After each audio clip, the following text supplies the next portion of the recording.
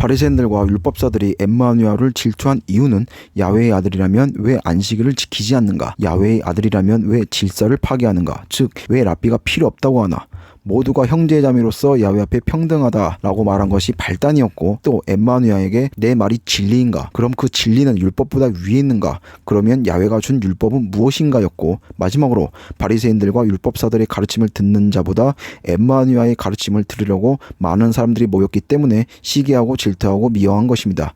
엠마누엘가 십자가에서 죽는 것은 야훼 아버지가 허락하신 것도 아니고 우리의 죄를 위해 죽게 한 것도 아닙니다. 야훼는 누군가를 희생시켜서 인신제사를 받을 만큼 무자비한 이교도신 같은 존재가 아닙니다. 여러분, 야훼가 십계명에서 말한 살인하지 말라 하는 말을 스스로 어기고 엠마누엘을 죽여서 공의를 지키는 아버지라면 스스로 살인을 정당화하는 야훼를 아버지로 받아들인 자들의 살인도 정당화된다는 말입니다. 또한 야훼의 자녀라면 당연히 알아야 할 십계명을 준 야훼가 스스로 살인을 본보기로 보여준 것이기에 살인은 더 이상 죄가 되지 않는다는 말이 됩니다. 이런 야훼를 믿겠습니까? 십자가 사건은 그저 인간의 시기와 질투인 그 악한 생각과 중심이 행동으로 나올 때 그 극치가 살인이라는 것을 우리에게 보여주기 위한 것뿐입니다. 여러분, 마음을 열고 잘 생각해 보세요. 야훼 아버지가 엠마누엘을 죽음에서 일으킨 것은 아버지의 사랑이 얼마나 깊고 크고 넓은지 우리 모두에게 보여주고 싶었던 것이고, 또 엠마누엘가 십자가에 매달려 죽었든지 혹은 야훼의 일을 모두 마무리하고 순조롭게 생을 마무리했던 간에 야훼 아버지는 그의 아들